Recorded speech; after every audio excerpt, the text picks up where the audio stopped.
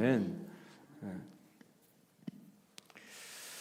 성부와 성자 성령의 이름으로 말씀드립니다. 사랑하는 성도님들, 오늘이 무슨 날? 오늘이 무슨 날? 추수감사 주일로 지키는 날입니다.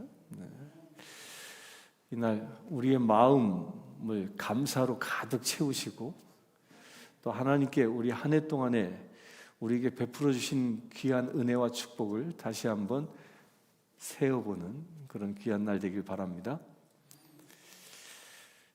그런데 이 감사하라는 이야기를 늘 듣지만 정작 항상 감사하는 게 결코 쉽지 않습니다. 신앙이 깊은 분들은 감사가 저절로 이렇게 터져 나오기도 합니다. 그런데 어떤 때는 내가 닥친 지금 현실의 그 무거움 때문에 이 감사란 말이 이 목에 탁 걸려가지고 무거운 현실의 중압감이 감사란 말을 못하게 목에 걸릴 때가 종종 있습니다. 그럴 때 우리가 어떻게 그걸 이길 수 있을까? 저는 우리 성도님들께서 그럴 때마다 성경의 한 인물을 딱 떠올리면 어떨까라는 생각을 합니다. 누굴까요? 예수님. 예수님 그러면 예수님은 하나님이시니까 당연히 이게 당연하겠지라고 생각합니다. 그런데 우리가 똑같은 인간이었지만 저는 한 어려움이 닥칠 때마다 이 사람만 생각하면 감사가 승리를 이끌지라고 도전받는 한 인물이 있습니다. 그게 누구냐면 구약의 누구? 하나님. 인물이라니까 신이 아니라 구약의 저는 요셉을 늘 떠올립니다. 요셉.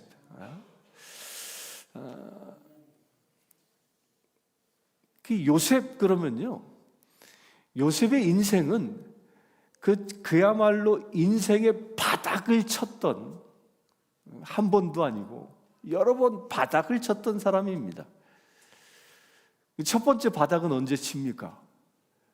형들에게 버림받잖아요.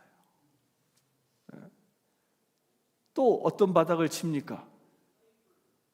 버림받았는데 종으로 팔려갑니다. 또 어떤 바닥을 칩니까? 기껏 열심히 일하니까 누명을 쓰죠. 또 어떤 바닥을 칩니까? 감옥에 갑니다. 인생이 이처럼 바닥, 여러분도 이런 바닥 쳐본 적 있습니까? 이것만 보면요, 요셉은 감사할 수 있는 것은 단 한 조각도 없습니다. 그러나 요셉은요, 이 모든 상황 속에서 요셉의 특징은 절망하지 않고 뭐 한다? 하나님의 섭리를 바라보았던 겁니다. 그리고 요셉이 에집트의 총리가 되고 나서 나중에 형제들을 만나지 않습니까? 그 형제들을 만날 때 그가 어떻게 이런 바닥을 치는 인생을 극복하며 살았는지를 성경엔 이렇게 기록합니다. 당신들은 나를 해하려 하였으나 하나님은 그것을 선으로 바꾸셨나니. 아멘이십니까? 감사는요, 일이 잘 풀릴 때 하는 게 아니라는 겁니다. 오히려 하나님이 여전히 그 어려움 가운데도 함께 하고 있음을 바라볼 수 있을 때, 그때 우러나오는 게 뭐라고요? 그게 감사라는 거예요. 사랑하는 성도 여러분, 추수감사절 그러면 여러분들은 어떤 이미지가 딱 이렇게 떠오릅니까? 무슨 이미지가 떠올라요? 추수감사절 그러면 뭐요? 잘 안 들려요. 뭐가 딱 떠오릅니까? 저는요, 이 한국에서 이렇게 생활할 때는 추수감사절 그러면 늘 무슨 이미지가 딱 떠올랐냐면 농부가 이렇게 볕단 지고 있는 그 볕단 있잖아요. 볕단. 그게 늘 떠올랐습니다. 그래서 제가 섬기던 교회에서는 늘 추수감사절 되면 여기 한 구석에다가 우리 와이프가 늘 볕단을 어디서 구해왔는지 늘 갖다 놨어요. 늘. 미국에서는 볕단을 구할 수 없어서 아쉽긴 하지만 볕단이 늘 떠올랐습니다. 그런데 미국에서 어느덧 살다 보니까 이제 이미지가 바뀌더라고요. 추수감사절 그러면 이제 뭐가 먼저 제 이미지로 이렇게 딱 떠오르냐면 뭘까요? 터키. 맞아요. 칠면조가 딱 떠오르는 게 칠면조가. 바뀌더라고요. 삶의 현장이 바뀌니까.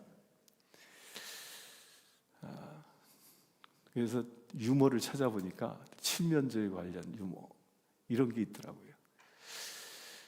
어떤 그 칠면조 농장에서 그 중에 이제 이 대빵된 칠면조 한 마리가 다른 칠면조들에게 이렇게 말을 합니다. 여보기 친구들, 우리가 지금 여기 모여 있는 이유가 두 가지가 있어. 하나는 추수감사절 만찬 때문에 우리가 모였어.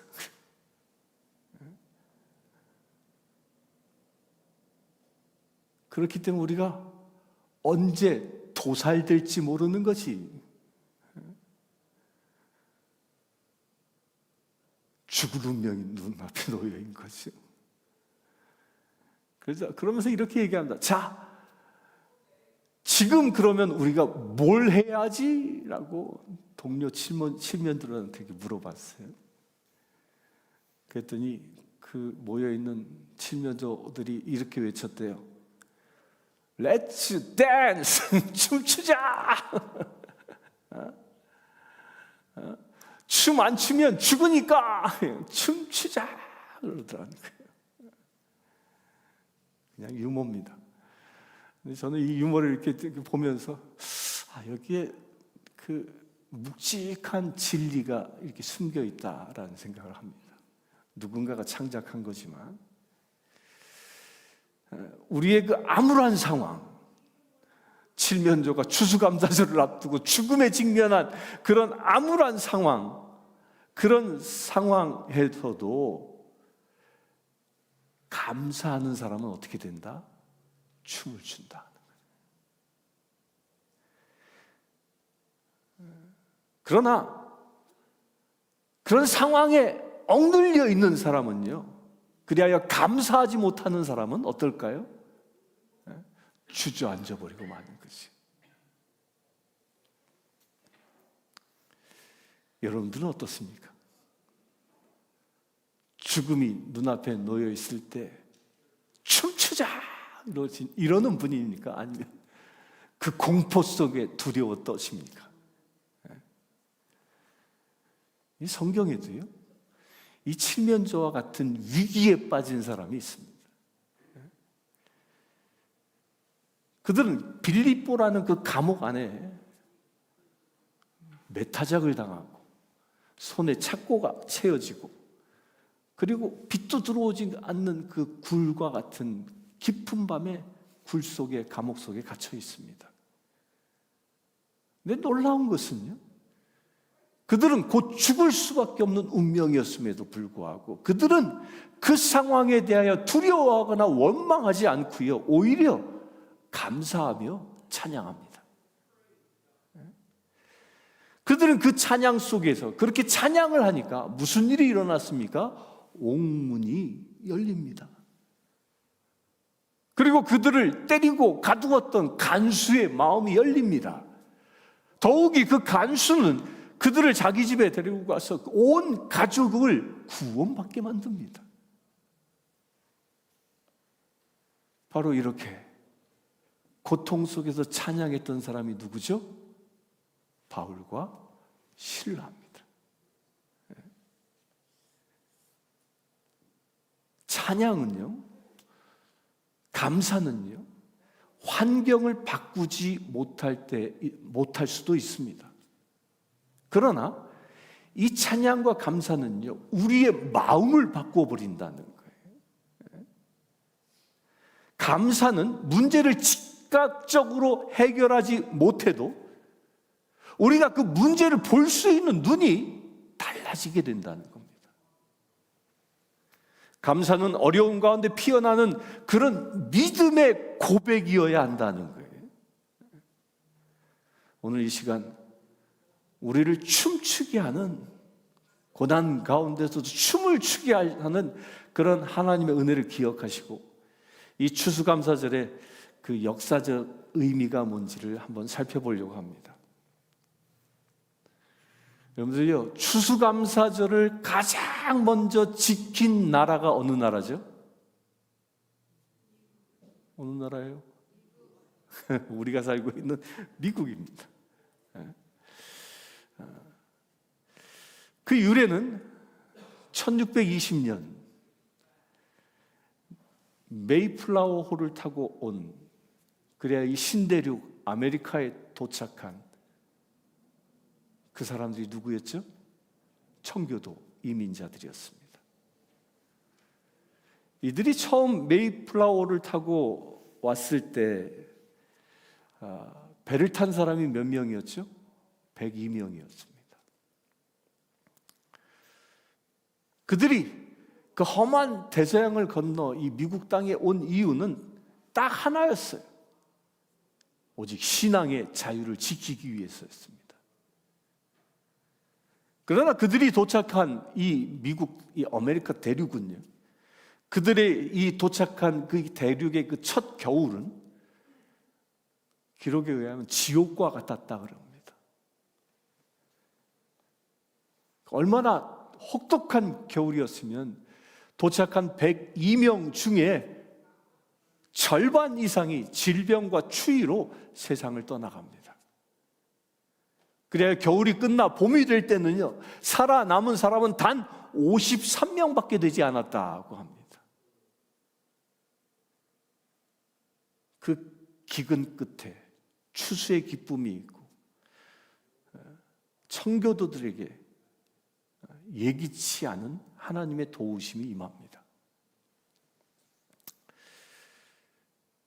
그렇게 봄이 되니까 하나님은 어떻게 그들을 축복하시냐면 왕파 노아그라는 그 인디안 원주민들을 그들에게 보내십니다. 이 원주민들이 이 청교도들에게 농사법을 가르쳐 주고요, 그리고 옥수수 씨앗을 줘서 옥수수를 재배할 수 있도록 해 주었습니다. 그렇게 이제 계절이 지나 가을이 되어 청교도들은 부족하지만 첫 수확을 거두게 됩니다. 그리고 하나님께 감사하며 자기들을 도왔던 원주민들을 초대해서 잔치를 벌였습니다. 이 잔치가 무엇의 유래라고요? 추수감사절의 유래. 그래서 미국에서는 1621년 첫 추수감사 예배가 드려지게 된 겁니다. 사랑하는 성도 여러분, 우리가 여기서 보는 감사의 본질이 뭘까요?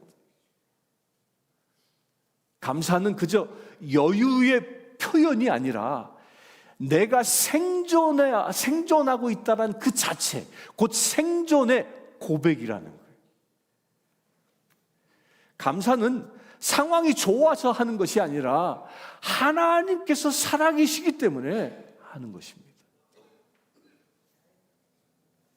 여러분들의 생각은 어떻습니까? 아멘이십니까? 네. 청교도들은 자기 자신을 순례자라고 불렀다고 합니다.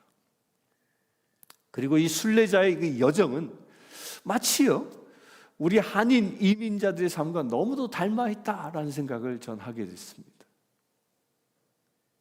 여러분들 한번 생각해 보세요. 여러분들이 처음 미국에 왔을 때 그 겪었던 어려움들을 한번 떠올려 봅니다.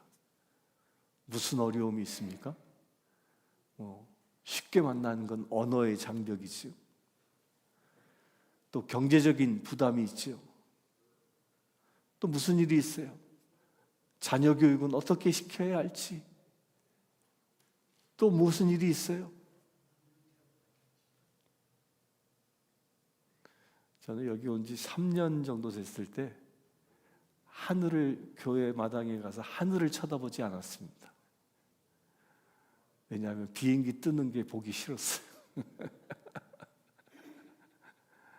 저 비행기 타면 나도 한국 갈 수 있을 텐데 이런 생각이 들어서 그 다음부터 안 봐.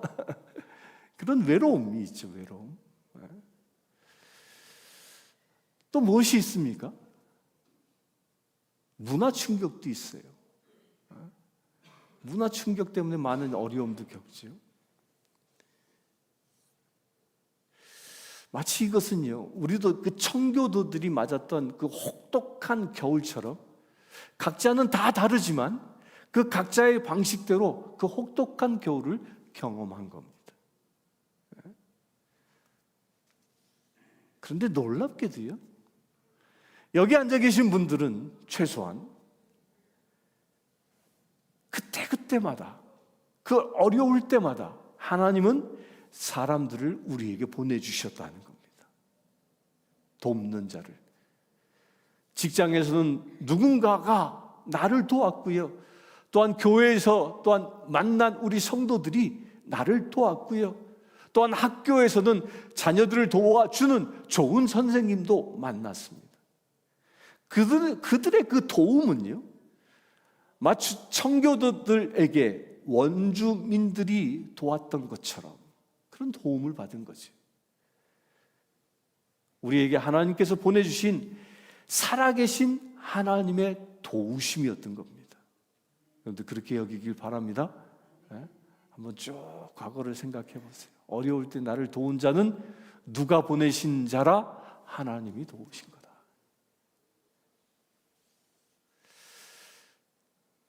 여러분들이 잘 아는 아브라함도 낯선 땅을 향하여 나갑니다. 그러면서 하나님께서 그 아브라함에게 약속하신 것이 딱 하나였어요. 내가 너와 함께 하겠다라는 겁니다. 이 약속은요, 지금 미국 땅에서 사는 우리에게도 동일하게 유효한 것입니다. 그래서 추수감사절은 그냥 단순히 칠면조 고기 먹는 그런 날이 아니라 이 땅에서 우리를 여기까지 인도하신 그 하나님을 기억하는 날이라는 겁니다. 청교도들은 자기들끼리만 모여서 감사하지 않았습니다.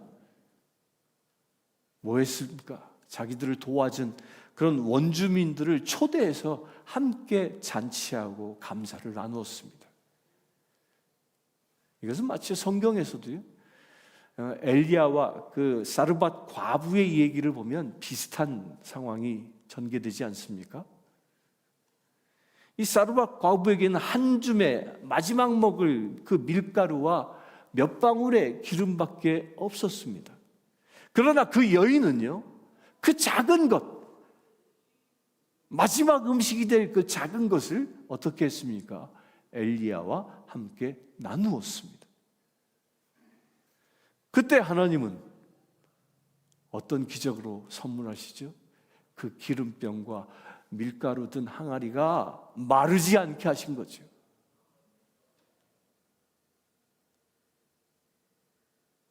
감사는, 여러분들 기억하세요. 감사는 나 혼자 가질 때는 작아집니다. 그러나 감사는 내가 이웃과 나눌 때는 커지는 것입니다. 감사를 혼자 가질 땐 작아지지만 나눌 땐 커지는 것입니다. 나눌 수 있게 되길 바랍니다. 여러분들의 생각은 어떻습니까? 하나님이 주신 그 축복을 지금 누구와 나누고 계십니까? 내가 받은 그 은혜가 내가 살고 있는 이 이민 사회 속에서 어떤 선한 영향력들을 만들어 가고 있습니까? 추수감사절의 진정한 그 완성은요, 하나님께 감사하고 또한 이웃과 함께 나누고 그리고 공동체를 세워가는 삶인 것입니다. 사랑하는 성도 여러분, 오늘 본문으로 읽은 데살로니가 5장 이 18절의 이 권면은 그냥 단순한 권면이 아닙니다. 범사에 감사하라. 이것이 그리스도 예수 안에서 너희를 향하신 하나님의 뜻이니라. 아멘이십니까? 이 말씀은요, 감사는 선택이 아닙니다. 절 따라합시다. 감사는 선택이 아니다. 감사는 하나님의 뜻이다. 청교도들이 그 첫 수확에 감사했을 때 그들은 아직 다가올 어려움과 역경을 알지는 못했습니다. 그러나 그들의 감사는 환경이 아니라 하나님께 뿌리를 두고 있는 감사였습니다. 그러기에 그들은 그 공동체를 지킬 수 있는 힘이 그 감사에서 나타난 것입니다. 여러분들이 잘 아는 위대한 왕 누구죠? 위대한 왕 그러면 떠오르는 사람 누구예요? 솔로몬. 솔로몬은 나중에 변질했어요. 다윗. 이 다윗의 삶을 보면요, 다윗은 진정 감사로 산 인물입니다. 그는 광야에서 쫓겨다니고 자기 아들에게까지도 배신당하고 끊임없이 목숨의 위협을 받았지만 시편 103편 2절엔 이런 놀라운 고백을 합니다. 여러분들이 잘 아는 거죠. 여호와여, 나 내 영혼아 여호와를 송축하면, 내 영혼아 여호와를 송축하면 그의 모든 은택을 잊지 말지어다. 아멘이십니까? 죽음의 고비에서도 하나님을 찬양했습니다. 배신당해도 하나님을 찬양했습니다. 목숨의 위협을 받아도 하나님을 찬양했습니다. 이건 뭘 얘기해요? 감사는 환경이 정해주는 것이 아니라 내가 그 고난 가운데서도 어디에다 시선을 두고 있느냐에 따라 결정된다는 겁니다. 무엇을 얘기해요? 내가 고난을 바라보면 절망합니다. 그러나 고난 중에 나와 함께 하시는 하나님을 바라보면 감사가 일어나는 것입니다. 우리 인생에서도 아직 해결되지 않은 문제가 있을 수 있습니다. 그러다 보니까 때로는 감사보다 걱정이 앞설 때가 있습니다. 그럼에도 불구하고 우리가 감사할 수 있는 이유는 한 가지 있습니다. 그 한 가지는 하나님은 지금도 나를 붙잡고 계시기 때문입니다. 나를 포기하지 않았습니다. 그래야 하나님은 결국 선하게 이루실 것이기 때문입니다. 이제 한 해를 돌아보며 우리가 감사 제목을 하나하나 한번 찾아볼 수 있게 되길 바랍니다. 오늘도 호흡하며 예배 드릴 수 있음에 감사, 신앙 공동체가 있음에 감사, 자녀들을 지켜주심에 감사, 고난 가운데서도 우리를 강하게 만드시는 그 하나님께 감사, 무엇보다도 우리를 구원하기 위하여 독생자 예수 그리스도를 주신 그 하나님의 그 큰 사랑에 감사, 이런 감사가 내 안에 있다면 나를 춤추게 할 것입니다. 아멘. 아멘. 춤추는 인생 되길 바랍니다. 이런 감사가 있으면 내 삶이 절망 가운데에서도 찬양하게 될 것입니다. 그리고 우리 삶을 하나님께서 기뻐하시는 그런 귀한 열매로 가득 채울 수 있을 것입니다. 이 복된 추수감사절날 감사의 마음을 담아 찬양할 수 있게 되길 바라고, 감사의 마음을 담아 기도할 수 있게 되길 바라며, 또한 이웃과 나누는 복된 한 해로 마무리하는 복된 주일 되시길 주님의 이름으로 축원합니다. 기도하겠습니다. 주 아버지 하나님, 고난과 역경 가운데